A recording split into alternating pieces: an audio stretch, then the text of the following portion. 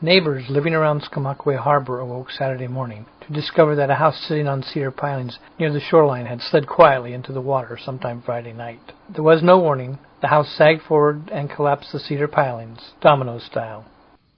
The sheriff was called and neighbor John Peterson tried to notify the owner. We were out drinking coffee on the deck this morning across the slough and looked across the way and my wife said, "Look at Randy's house. It looks like it's teetering there." And I looked out and I said, "That's right.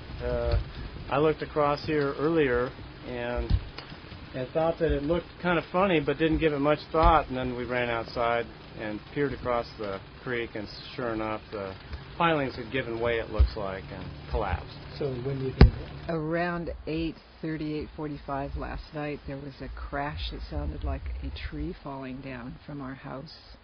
And it was pouring rain, so we just went outside on our deck and didn't see anything. And then there was a shudder, and the whole ground shook, and that was maybe 5 minutes later. And then again, about 3:30, we heard another crack and a shudder. So the house must have come in two pieces, I would guess. No, because we didn't know that that's what it was. We thought it was a tree that had fallen down in our property. And it wasn't.